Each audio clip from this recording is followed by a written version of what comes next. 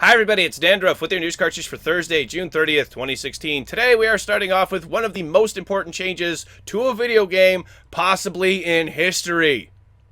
If you can manage to get the basketball into the hoop in the Egypt map for Overwatch, confetti will now spew out. Seriously though, that's really cool. Little stuff like that makes the game for me.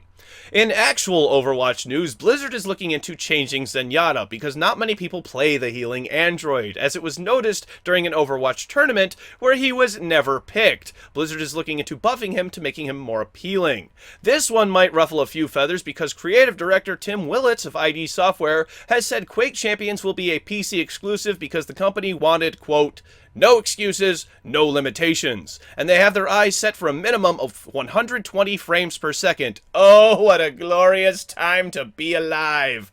Splatoon is hosting their final Splatfest, and players will have to pick sides with either Callie or Mary, the game's lovable hosts. Some sad news, as servers for Little Big Planet are shutting down on July 31st in Japan and August 31st for North America. Also, Destiny's Iron Banner is being interrupted by unscheduled server maintenance to fix connection issues. That should be over by now, though. Moving on to the new graphics card that AMD released yesterday, called the RX 480. To find some benchmarks, please see the description down below, as well as links for sources for all of today's stories. Got some leaks. Battlefield 1 revealed a closed beta currently taking place, as well as a new squad system, control layouts, and the UI. Check those all out here. On to release announcements. Street Fighter V gets updated tomorrow, adding a new story mode, free to all owners of the game. Mario RPG is now currently available on Nintendo Wii U Virtual Console for just $8 US. Neverwinter, an MMORPG for PS4 from the Dungeons & Dragons universe, has a release date of July 19th. And the BioShock collection that was hinted at by developer 2K has now officially been announced. If you own BioShock or BioShock 2 on Steam, you will receive the collection for free.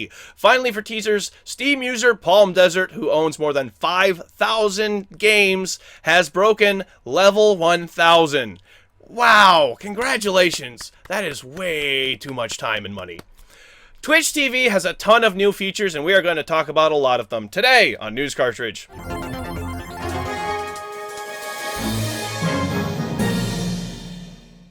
The Pokemon Company has released a new trailer showing off 7 new Pokemon for the upcoming Pokemon Sun and Moon. First, they show us Tapu Koko, an electric fairy type, but I have no idea what he's supposed to be. Then Charjabug, a bug and electric type. He's square. Vikavolt, my favorite of these, and yet another bug electric type. Drampa, a normal dragon type looking very much like a Chinese dragon. Next is Bruxish, a parrotfish and a psychic water type. After that is Cutiefly, a flying fairy type who is just as cute as their name. Togedemaru, yet another electric rodent who is also a steel type. As always, I am excited to see new Pokemon, and I would guess that these are Japanese names and not yet finalized for a North American release. Remember, Pokemon Sun and Moon release on November 18th in Japan, North America, and Australia, and November 23rd in Europe. Up next, Twitch TV is the place to go to watch live gaming. In recent months, they have diversified their interests, expanding their creative section so much that today I discovered creative now has categories to sort through all of the talented streamers.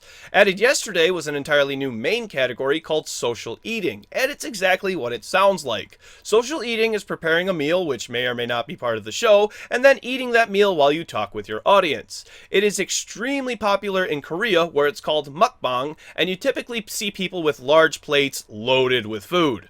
This is not meant for people to microwave a Hot Pocket and then scarf it down on stream. This is a gathering around the proverbial digital dinner table and enjoying a meal with your stream, as many viewers often eat along with their host. I can completely see why Twitch has jumped on this bandwagon, because this is the same type of family-friendly content they arguably try to enforce, and why wouldn't they want a part of that money? Personally, I am all for it. It sounds like a great idea, and I cannot wait to host my own social eating stream. Coming in the quick spot today is more Steam sale games. It's a slow news day. Today's lists are some of my favorite games, all of which are on sale. Darn you, Factorio, for not being on sale, otherwise you would be on this list. Kerbal Space Program, my favorite game, a physics sandbox spaceflight simulator, is now on sale with a 40% discount at $23.99. Rainbow Six Siege, a tactical first-person shooter with destructible levels, again 40% off at $29.99. I recommend the season pass along with this as well for an additional charge. The best builder and management game I played last year, Prison Architect, on sale for $7.49. Another builder, but this one with a survival element, Banished for $6.79. Her Story is an FMV game about murder. It's a steal at $2.99. The Jackbox Party Pack 2, loaded with tons of hours of fun for you and your friends for $8.74. One Finger Death Punch, a great but very simple yet extremely entertaining game for $2.50. TerraTech, an early access game about destroying other robots and then using those parts for yourself, is $13.99. And finally, This War of Mine, a survival game about living as a civilian during a civil war, is $4.99. The Steam sale ends on Monday morning, so if you haven't picked up your favorite games, make sure you do it soon because you are running out of time. Announced earlier this week, Twitch TV is going to introduce a microtransaction and microdonation system called Cheering. Currently, this program is only open to a few select partners, but will soon roll out to be available for everyone. Twitch users can purchase bits, a form of currency which they can then use to donate in the form of cheers to their favorite streamer.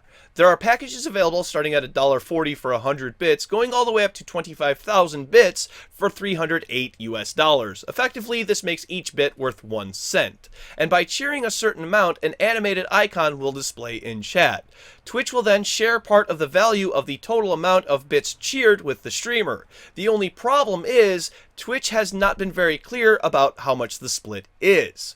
They are already charging an initial fee by selling bits for more than they're supposedly worth, so unless the revenue share is really high, then streamers may encourage viewers to not buy bits, but to just donate through the Twitch alert system instead, which is the way the majority of streamers get their donations now. I think this is a great thing because if people are willing to throw pennies at me, I'm willing to catch them. Oodalali! Tomorrow's game releases for PC: Cthulhu Realms, Alchemist Penguin, and Ancient VR Roller Coaster. For Xbox One, Hawken and Ethan Meteor Hunter. For Xbox 360, Prison Architect. Thank you very much, everybody. This has been News Cartridge. I am Dandruff. I will see you tomorrow. And what do you call a potato that has turned to the dark side? Two answers: Vader Tots or Darth Tater?